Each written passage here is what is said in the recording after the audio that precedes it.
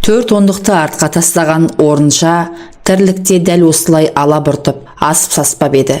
Елемес Рамазанұлымен ғұмырында бірінші рет беттесіп креслоға маңғаз отырған оның қою қара шашыны алғаш рет абайлап тарақ тигізіп, алақанымен уыстап ұстайтындай көңілі алып ұшып орнына түспеді.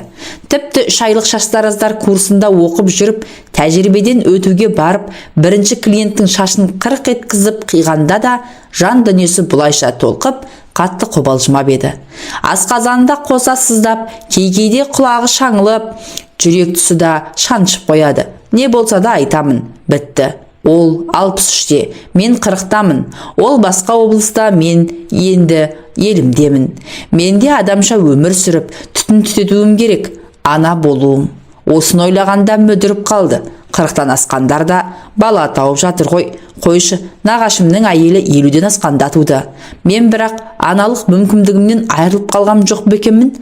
Орынша үстіне қара көйлегін іліп, бетіне опа жағып, ерін шиедей ғып бояп, тым әспеттенбей-ақ қарапайым күйде кездесер жерге жетті. Кешікпес пе екен, кім біледі? Мен ешқашанда кешікпеймін. Ол облыстық әкімшіліктің алдына келгенде қара джип қасына тақау тоқтады да, есік ашылып, ішінен әкімнің көмекшісі шықты. Мінгізіп алып, таныс жолмен тартып отырды. Бұл жол тау етегіне апарады. Осыдан 20 жыл бұрын осы жолмен алғаш жүргенде қыз болып барып, әйел болып қайтқан. Онда Елеусіз Рамазанұлы облкомның бірінші хатшысы болатын. Өзі жұмысты жаңа бастаған обкомның шаштаразы. Бірақ рет шашын алдырып, сақал мұртын бастырған адамның қонаққа шақырғанына қатты таңғалды. Бәлкім сақал шашын алатын болармын деген дегенде. Бірақ онда ескерту болмады. Құрал саймансыз қырқол шықты. Тау етегіндегі саяжай дегені даңғарадай 2 қабатты үй екен. Бірінші қабаты кеңсе сипатты мәселе шешетін орында, екіншісі жатын орын, душ бөлмесі, кино залы секілді этикалық мәні бар құндылықтар. Бірден 2-ші қабатқа көтерілді. Бірінші хатшының көмекшісі шешіндіріп, киімін іліп, жайылу дастарханға келді. 3-еуі ғана. Шайды де көмекшісі дайындап, даяршыдан бетер зыр қағып жүр. Сып-сидам жігіт еркек басы мен әйелдің тірлігін майысып мінсіз атқарады екен. Шайды мен құяйын дегенде Елеусіз Рамазанұлы: дұрыс-ақ, Жарқын, сен таңертең кел, деп көмекшісіне рұқсат беріп, шайнектің құлағын қызға ұстатты. Тағам толы үстел басында екеуі қалды. Дастарханда құс үстінен басқаның бәрі бар. Бұл көрмеген балық пен уылдырық, оралған кәмпит пен ашық-шашық жатқан кәмпиттің неше түрі. Қызыл гүл мен жасыл жапырақтың бейнесі өрнеленген тіске жұмсақ топ-томпақ торт. Құйған шайың тәтті екен, деді обком басшысы кішкентай баладай тіл шығара сөйлеп. Маңдайым тершіп қоя берді ғой, мә өзіңе, деп күміс тостағанға бірінің үстіне бір өрмелеп шығып жатқан шоколад кәмпиттердің қабағын аршып ұсынды. Шайды енді мен құяйын, сен қонақсың ғой, деп түрегеліп, орын ауыстырып төрге оздырды. 20-дан енді асқан балаң бойжеткен ләм деген жоқ. Бұрын 1-2 рет көрген кісінің қарапайымдылығына тәнті болды. Шай құйғанда қолы дірілдемеді. Шайнектің тұтқасын ұстау, қайшы мен тарақ ұстаудан да қиын емес. Депутат, орталық комитеттің мүшесі, делегат секілді биік мәртебелі адамның шашын алып, сақал мұртын басу ептілікті қажет етсе, ыбыстық шайнектің иіліп келген тұтқасы қолға икемдақ. Бұған еш қиналмады, асып саспады. Қол күші де жетіп жатты. Тек бір таңғалғаны, 7 күнде өзін неге шақырды екен? Көмекшісі қазір жұмысқа кел деп үйіне телефон шалды. Келген бетте осылай қарай алды да шапты. Мен сенің қолыңды бірден ұнаттым. Қолың сондай жеңіл екен. Соны байқауда бірінші орынға 2 адам таластыңдар. Біреуі бір кексе неміс әйел. Мен бізге өз ұлтымыздан болғаны керек.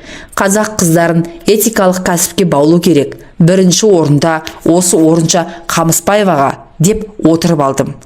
Рахмет, деді баяу ғана. Енді іш мен құйған шайдан. Ой құдай-ай, маған обкомның бірінші хатшысы өз қолмен шай құйып беріп отырма деп орынша өз көзіне өз сенбей шайдан бір тұтарды. Өңім бе, түсім бе?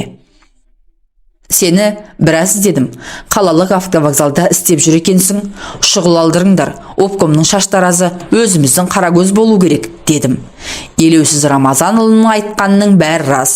3 айлық курсты бітіріп, байқауда 1-ші орын алып, қалалық автовокзалға шаштараз болып орналасқан.